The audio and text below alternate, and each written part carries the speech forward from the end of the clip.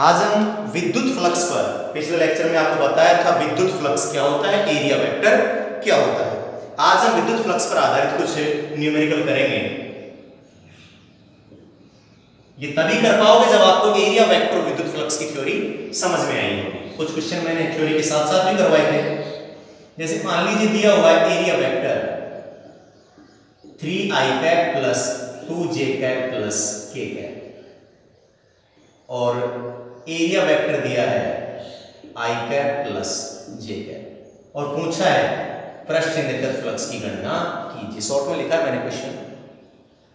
तो सॉल्यूशन आप क्या जानते हो, यानी दिया है E वेक्टर दिया है, A वेक्टर दिया है, फाई E बराबर, वेक्टर मत लगा देना इसके ऊपर, विद्युत फ्लक्स अदिश राशि है, फाई E बराबर वेक्टर फॉर्म में दिया है, नहीं दिया होता, अगर परिमाण दिया होता तो आगे परिमाण दिया होता, थीटा भी दिया होता, थीटा की जरूरत ही नहीं है तो हम करते E a cos थीटा, लेकिन वेक्टर फॉर्म में डायरेक्ट रख दीजिए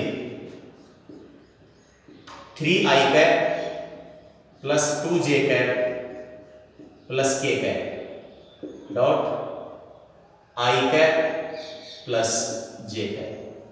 और ये आपने 11वीं क्लास में पढ़ा है अदिश गुणनफल।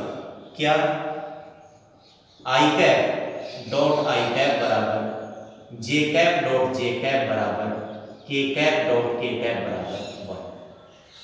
i को i से, j को j से और k को k से। तो फाई E बराबर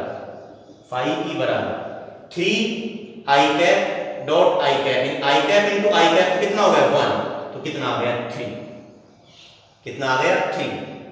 2j cap dot j cap, तो j cap dot j cap कितना 1, तो 3 प्लस 2, यहाँ k कैप 1 है, यहाँ k कैप है ही नहीं, देने 0, तो क्या आ गया आगे प्लस 0 छोड़ दीजिए। तो फाइनली क्या आया phi E, electric flux phi E बराबर 3 और 2 5। मात्रक लिखना न भूलें, दो मात्रक बताए थे मैंने, एक तो न्यूटन मीटर स्क्वायर प्रति कूलम और एक volt into metre, volt into metre. तो कोई भी ऐसा सवाल जहां इलेक्ट्रिक फील्ड और एरिया वेक्टर फॉर्म में दिया हो तो फॉर्मूला लगेगा फाई E बराबर E vector dot A vector. अदिश गुणनफल आपने पढ़ा ही होगा 11वीं क्लास में, A vector dot B vector, I को I से, J को J से और K को K से। सारे सवाल संख्याएं अलग अलग हो सकती हैं बट मेथड सेम होगा, नोट कर लीजिए।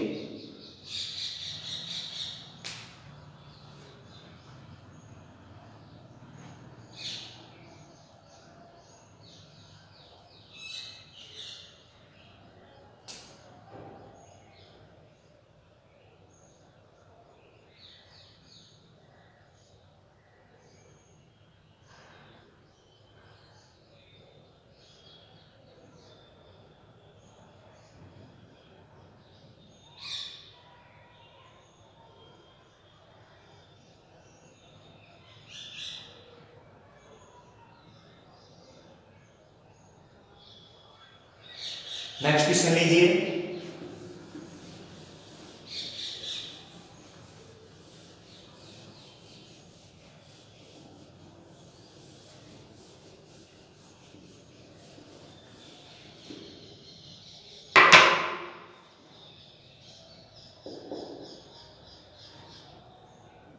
दो मीटर लंबी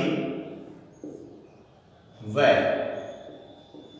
5 मीटर चौड़ी एक आयताकार फ्रेम,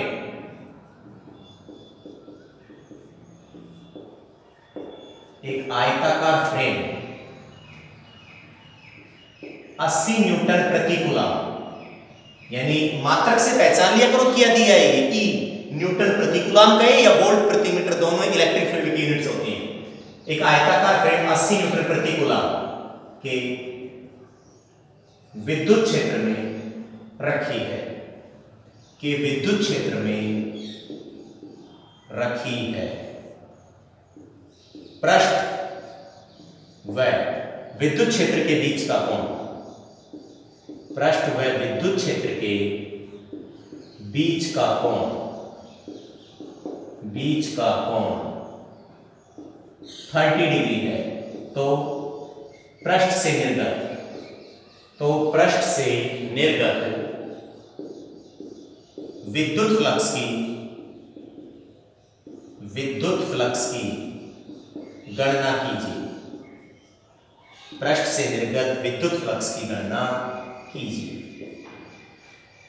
अब कई बच्चे इसको गलत करते हैं, जो डायरेक्ट फॉर्मूला पढ़ते हैं, अच्छे गलत करेंगे इसको। फाई ई बराबर E vector dot A vector, phi E बराबर ई ए cos थीटा, सब कुछ तो दिया हुआ है। एरिया लंबाई इनटू चौड़ाई हो गया एरिया। ओके, कोई दिक्कत नहीं। ई दिया है, थीटा दिया है, हो गई गलती। पृष्ठ व विद्युत क्षेत्र के बीच का कोण, गौर से पढ़े, पृष्ठ व विद्युत क्षेत्र के बीच का कोण, थोड़ा समझे। अब मैं आपको बताऊंगा, रटने वाले भी रटते हैं कि 90 में से घटा दो, नहीं। अगर यहां पर लैंग्वेज होती कि पृष्ठ पर खींचे गए अभिलंब व विद्युत क्षेत्र के बीच का कोण 30 डिग्री है, तो 30 ही आता थीटा। अगर होता शॉर्ट में, वन वर्ड में, पृष्ठ पर खींचा गया अभिलंब कह दीजिए या क्षेत्रफल सदिश, एक ही बात है। वन वर्ड में क्षेत्रफल सदिश। थीटा होता है पृष्ठ पर खींचे गए अभिलंब व विद्युत क्षेत्र के बीच का कोण या क्षेत्रफल सदिश, यानी ए वेक्टर व ई वेक्टर के बीच का कोण। तो ये तो पृष्ठ विद्युत क्षेत्र के बीच का कोण है, यानी पृष्ठ पर पहले क्या खींचना पड़ेगा, नॉर्मल। रटने वाला तो फिर भी रटेंगे, 90 में से घटा दो, लेकिन समझिए थोड़ा सा क्या दिया है। दिया है यानी L बराबर 2 मीटर और B बराबर या विड्थ 5 मीटर। तो एरिया क्या हो जाएगा यहां से, L इंटू B बराबर 5 दूनी 10 मीटर या मीटर स्क्वायर, 10 मीटर स्क्वायर। हो सकता है यहां पर आयताकार की जगह वृत्ताकार होती तो रेडियस देता, जैसे फॉर एग्जांपल 5 सेंटीमीटर वृत्ताकार त्रिज्या की, तो वहां पर एरिया निकलता पाई आर स्क्वायर। घबराने की कोई जरूरत नहीं है। अगर वर्गाकार कहता 2 मीटर, भुजा का एक वर्ग है, तो वर्ग का एरिया निकलता भुजा स्क्वायर। बॉडी कैसी भी हो सकती है। ई इलेक्ट्रिक फील्ड 80 न्यूटन प्रति कूलम या वोल्ट प्रति मीटर ई का, और इनटू मीटर किसका, फ्लक्स का। चूंकि पृष्ठ व विद्युत क्षेत्र के बीच का कोण, यही तो बात समझने की, पृष्ठ व विद्युत क्षेत्र के बीच का कोण 30 डिग्री है, जो भी है 30 डिग्री है। अतः पृष्ठ पर खींचे गए अभिलंब,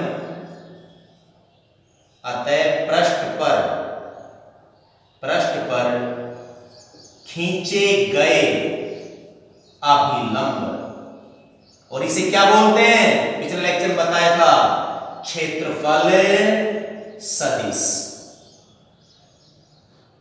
अतः पृष्ठ पर खींचे गए अभिलंब कोष्ठक में क्षेत्रफल सदिश तथा विद्युत क्षेत्र सदिश के बीच का कोण 90 डिग्री माइनस 30 डिग्री बराबर 60 डिग्री होगा। 60 डिग्री होगा। अब बात आती है कि हमेशा 90 में से घटाना पड़ेगा, नहीं, प्रश्न की लैंग्वेज को पढ़ना है, दिमाग में बैठाना। अगर यहां डायरेक्ट होता कि क्षेत्रफल सदिश और विद्युत क्षेत्र के बीच का कोण इतना है, तो वही लगता, या होता पृष्ठ पर खींचे गए अभिलंब और विद्युत क्षेत्र के बीच का कोण इतना, तो वही काम में आता। लेकिन यहां तो पृष्ठ और विद्युत क्षेत्र के बीच का कोण। फॉर एग्जाम्पल थोड़ा समझिए क्या कह रही है, ये कुछ ऐसे कह रहा है,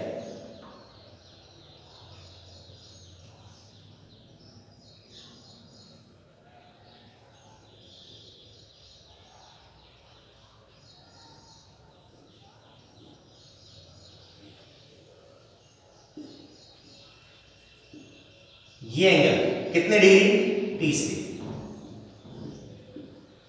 यानी ये पृष्ठ है, पृष्ठ और विद्युत क्षेत्र के बीच का कोण क्या है, 30 डिग्री। लेकिन अपने को ये थोड़ी चाहिए, पहले जो ये पृष्ठ है इसके ऊपर क्या ड्रॉ कीजिए, नॉर्मल, इस लाइन पे नहीं, इस पे एक नॉर्मल खींचेंगे, ये L लंब खींचा, यानी ये क्या होगा, पृष्ठ पर खींचा गया मतलब यानी एरिया वेक्टर, क्षेत्रफल सदिश। इधर भी ये कितने डिग्री, 90 डिग्री, इधर भी कंप्लीट कितने डिग्री, कंप्लीट 90 डिग्री। लेकिन अपने को तो ये चाहिए ना, केवल क्या चाहिए, अरे भाई इधर भी 90 इधर भी 90, अपने को केवल ये एंगल चाहिए। क्या चाहिए? ये एंगल। अब देखिए ये एंगल क्या, 90 में से 30 घटा दे तो कितना बच जाएगा? 60। बात समझ में आई? पृष्ठ पर खींचा गया अभिलंब तथा क्षेत्रफल सदिश के बीच का, पृष्ठ पर खींचा गया अभिलंब तथा विद्युत क्षेत्र सदिश के बीच का कोण। समझो आपको सवाल हो गया? ये तो मेन चीज थी, क्योंकि हम जानते हैं हमेशा नहीं घटाना है, तभी हमेशा घटाने लग जाओ। फाई ई बराबर वही E vector dot A vector, phi E बराबर ई ए कोस थीटा। मान रखते सारे मान अवेलेबल है। फाई ई बराबर ई की वैल्यू 80 मल्टीप्लाई ए 10 मल्टीप्लाई कोस 60, कोस 60 की वैल्यू हाफ, 80 मल्टीप्लाई 10 मल्टीप्लाई 1/2। क्या करें? 9 पंजू 10, तो फाई ई बराबर 8 पंजू 40, 400 मात्रक वोल्ट इंटू मीटर, ना कि प्रति मीटर। प्रति मीटर तो विद्युत क्षेत्र की तीव्रता। नोट कर लीजिए। थीटा है ए वेक्टर व ई वेक्टर के बीच का कोण।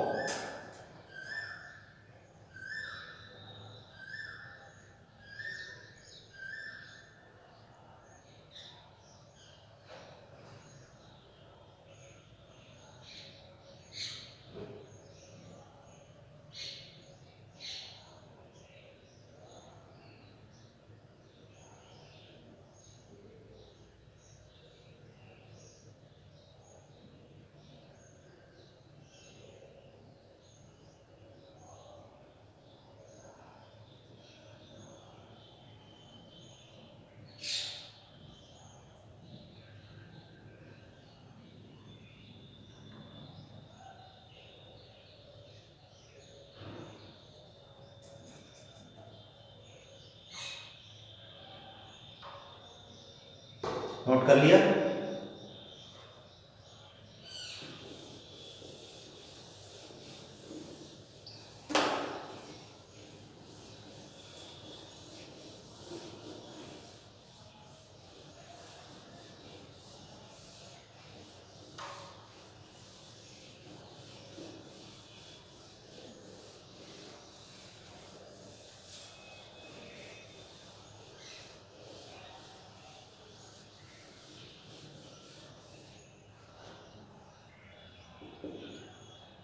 जैसे for example next question, 5 centimetre त्रिज्या की, 5 सेंटीमीटर त्रिज्या की एक वृत्ताकार शीट, एक वृत्ताकार शीट 4 × 10⁻³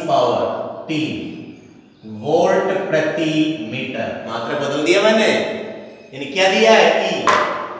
5 सेंटीमीटर त्रिज्या की एक वृत्ताकार शीट 4 × 10⁻³ वोल्ट प्रति मीटर या न्यूटन प्रति कूलम के विद्युत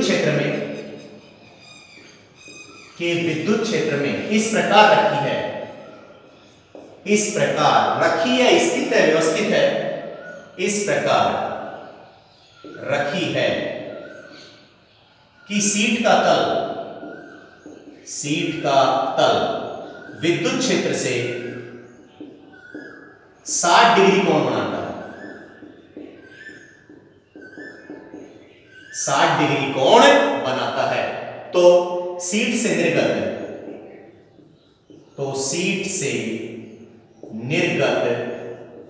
विद्युत फ्लक्स की गणना कीजिए। शीट से निर्गत विद्युत फ्लक्स की गणना कीजिए। शीट से निर्गत विद्युत फ्लक्स की गणना कीजिए।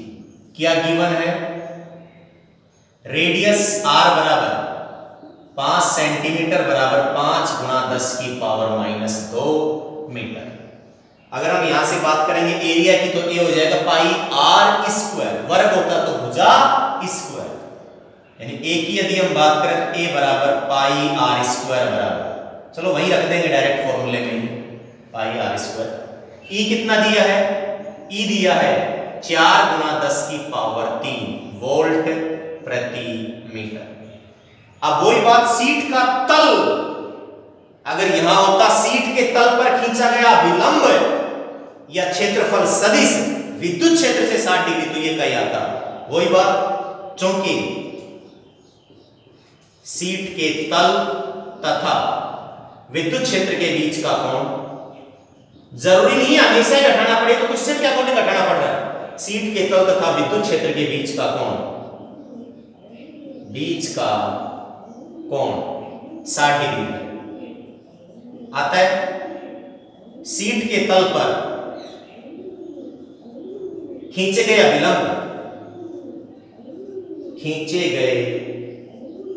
अभिलंब तथा सीट के तल पर खींचे गए अभिलंब तथा विद्युत क्षेत्र सदिश के बीच का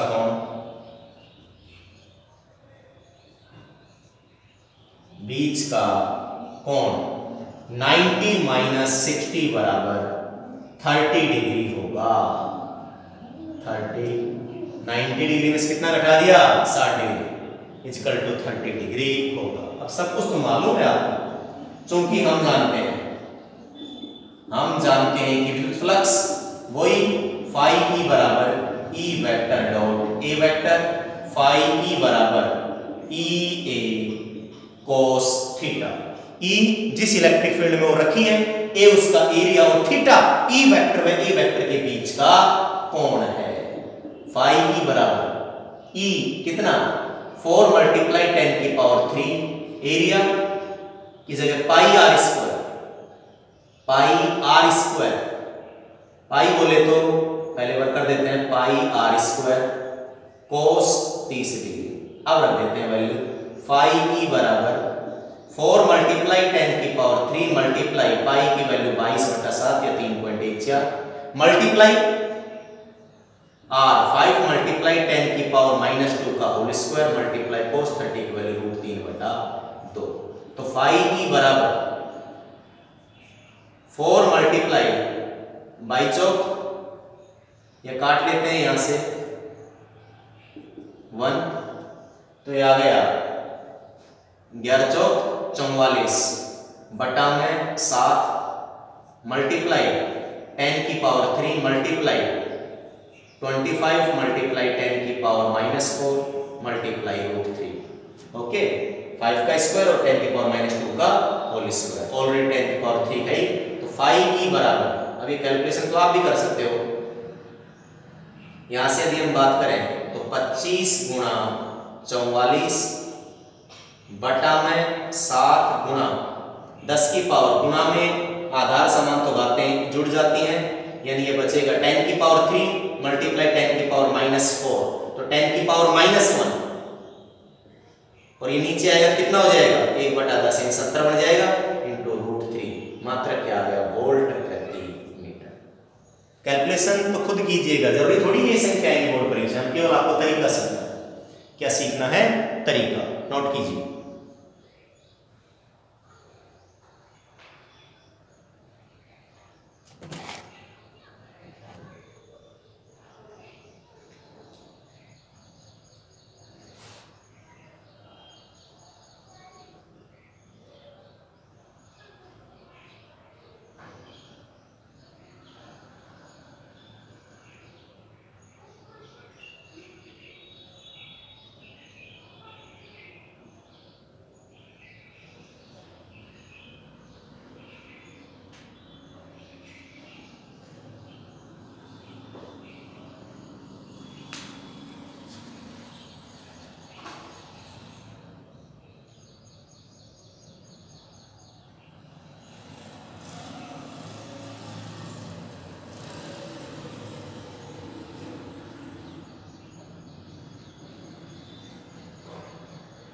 नेक्स्ट क्वेश्चन,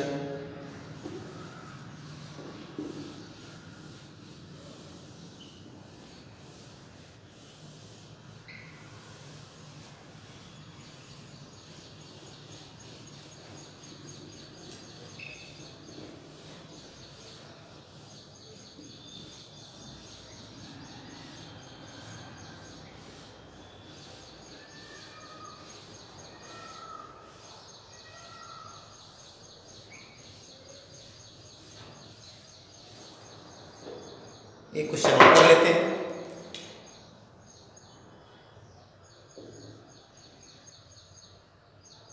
एक समान विद्युत क्षेत्र E में, एक समान विद्युत क्षेत्र E में एक बेलन इस प्रकार से रखा है, एक बेलन इस प्रकार से रखा है कि इसकी अक्ष, यानी बेलन की अक्ष कि इसकी अक्ष विद्युत क्षेत्र के अनुदिश है।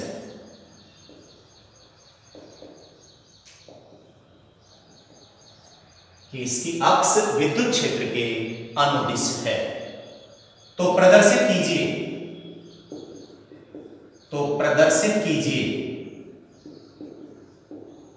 कि बेलन से निर्गत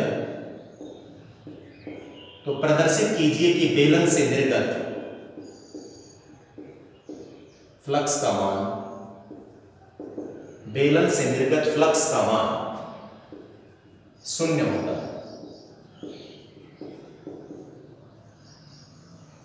बेलन से निर्गत फ्लक्स का मान 0 होता है।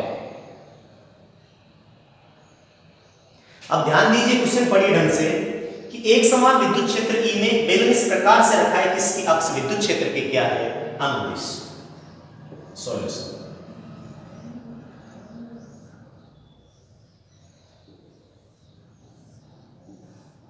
ये क्या लिया है, बेलन। अक्ष बोले तो इसके केंद्र से पारित होने वाली रेखा, ये क्या हो गई, इसकी अक्ष। यानी 3D सरफेस है। 3D सरफेस की यदि हम बात करें तो इस बेलन को हम 3 पृष्ठों से मिलकर बना मान सकते हैं। यदि हम बात करो पृष्ठ S1, S2 एंड S3, तो वृत्ताकार पृष्ठ तो क्या हो गए, S1 और S3, और वक्रीय पृष्ठ हो गए S2। बेलन को हम 3 पृष्ठों से मिलकर बना मान सकते हैं, 2 वृत्तीय पृष्ठ S1 और S3 और एक वक्रीय पृष्ठ S2। तो संपूर्ण पृष्ठ से निर्गत फ्लक्स, संपूर्ण पृष्ठ से निर्गत फ्लक्स φE बराबर, इसे बोलते हैं क्लोज्ड सरफेस इंटीग्रल। क्लोज्ड एक गोला सा लगा दिया, ये तो इंटीग्रेशन का साइन तो आपको पता है, S मतलब सरफेस। क्लोज्ड सरफेस इंटीग्रल या integration E vector dot dA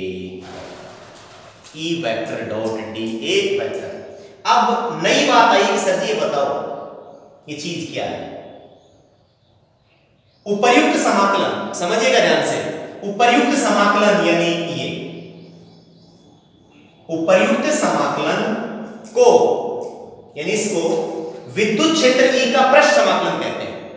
इसको closed surface integral, closed surface integral को विद्युत क्षेत्र E का पृष्ठ समाकलन कहते हैं। जो यह बताता है कि कंप्लीट एरिया कोई A है।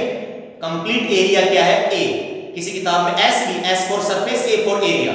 जहां S सरफेस लिया तो वहां अल्पांश लिया होगा ds, मैंने एरिया माना तो अल्पांश माना है dA।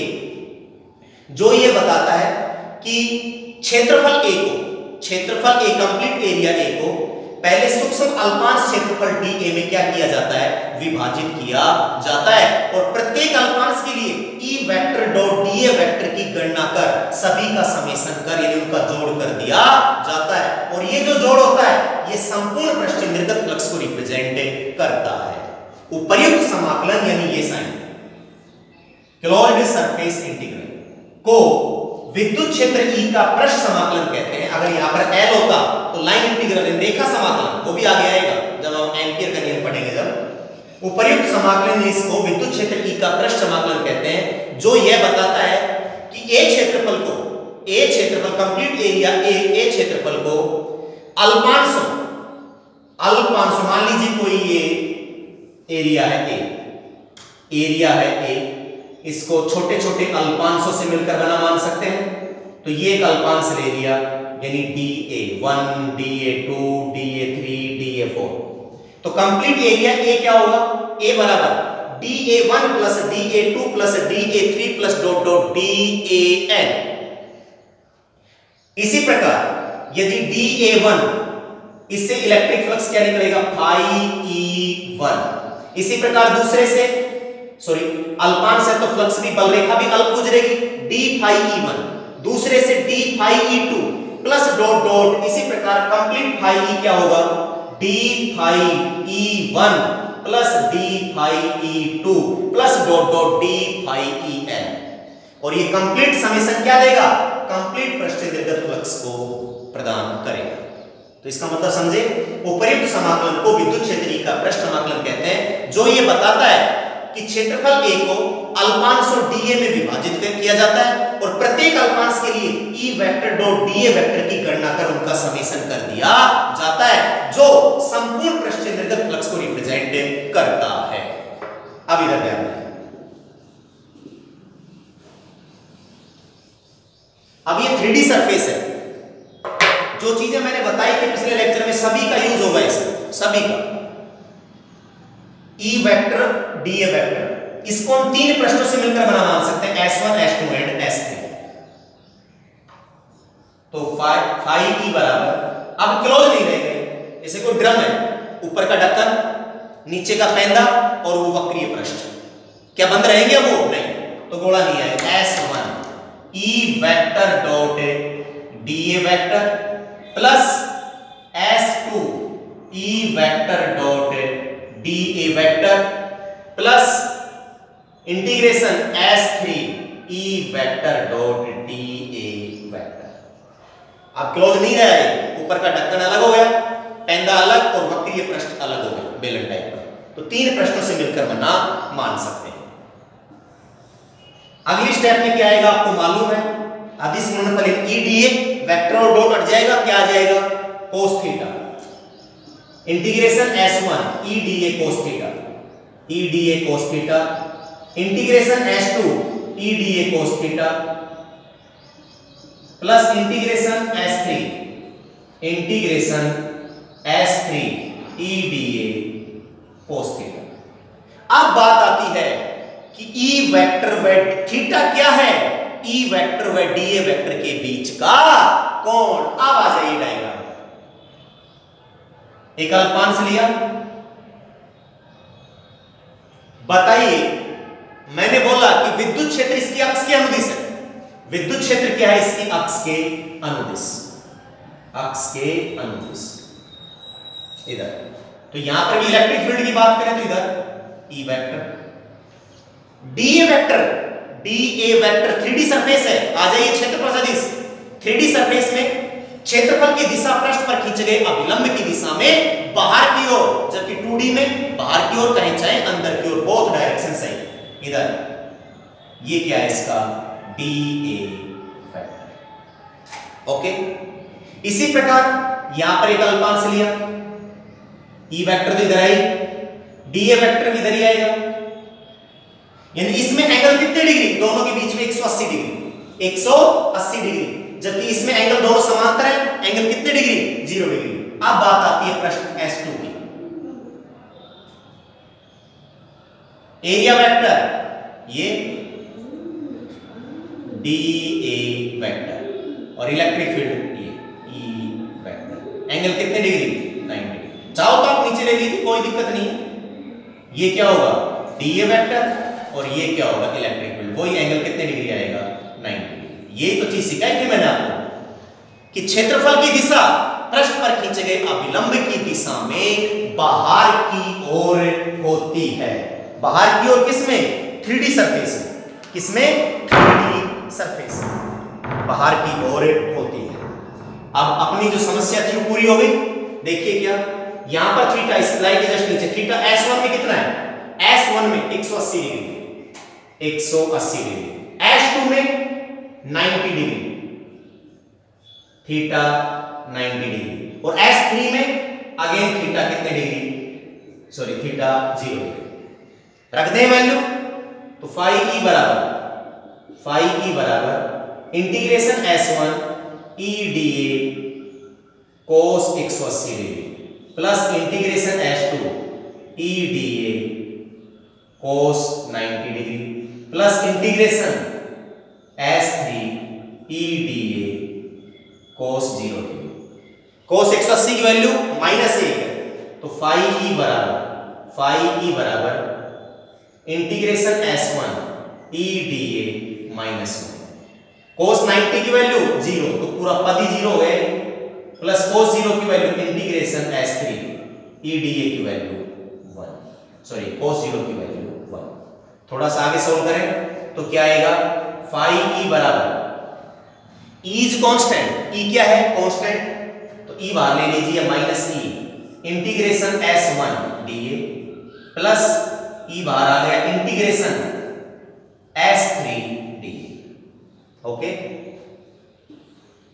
अब हम बात करें ऊपर के ढक्कन की और पैंदा की चूंकि इंटीग्रेशन dA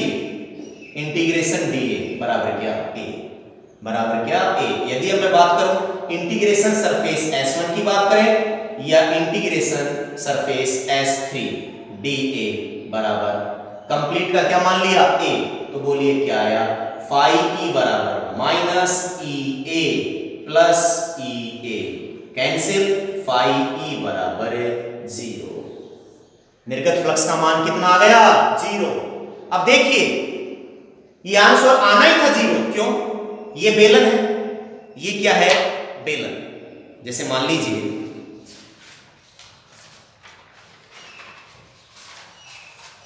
ये बेलन है अब इसमें से जितनी बलरेखा जा रही है इसके अंदर जितनी बलरेखा जा रही है उतनी बलरेखा निकल रही है जितनी बलरेखा इसके अंदर घुस रही है उतनी बलरेखा जितनी बलरेखा इसके अंदर जा रही है उतनी बलरेखा क्या आ रही है बाहर निकल रही है तो फ्लक्स की वैल्यू कितनी आ गई 0। निर्गत फ्लक्स का मान 0। तो हमने अब तक क्या पढ़ा सेकंड चैप्टर में एक तो पढ़ा क्षेत्रफल सदिश कि क्षेत्रफल की दिशा पृष्ठ पर खींचे गए अभिलंब की दिशा में बाहर की ओर ओनली 3D सरफेस में सिलेंडर हो गया स्फीयर हो गया क्यूब हो गया। और यही बात करें हम 2D सरफेस में वर्ग आयत वगैरह में रिंग वगैरह में तो क्षेत्रफल की दिशा पृष्ठ के लंबवत बाहर की ओर कहें चाहे अंदर की ओर। फिर हमने पढ़ा विद्युत फ्लक्स विद्युत क्षेत्र में स्थित किसी पृष्ठ के लंबवत गुजरने वाली विद्युत बल रेखाओं की संख्या को विद्युत फ्लक्स कहते हैं। फाई ई बराबर E vector dot A vector मैंने बताया था कि थीटा क्या है फिर सुन ले गौर से ई वेक्टर विद्युत क्षेत्र सदिश व क्षेत्रफल सदिश यानी पृष्ठ पर खींचे गए अभिलंब यानी वन वर्ड में क्षेत्रफल सदिश के बीच का कोण है। यदि हम बात करें निर्गत फ्लक्स में E का विद्युत क्षेत्र का वह घटक लेते हैं जो एरिया वेक्टर के क्या हो अनुदिश हो उस वेक्टर को लिया जाता है निर्गत फ्लक्स में। यह अदिश राशि है इसके मात्रक बताए मैंने न्यूटन मीटर स्क्वायर प्रति कूलम और एक मात्रक बताया वोल्ट इंटू मीटर। तुलनात्मक अध्ययन करें वोल्ट इंटू मीटर विद्युत फ्लक्स का है जबकि वोल्ट प्रति मीटर विद्युत क्षेत्र की तीव्रता का है। ठीक है तो ये था दो टर्म्स क्लियर होती हैं अब तक आपकी एरिया वेक्टर क्षेत्रफल सदिश और विद्युत फ्लक्स। अब हम चर्चा करेंगे आवेशों का सतत वितरण अगली क्लास में। ओके।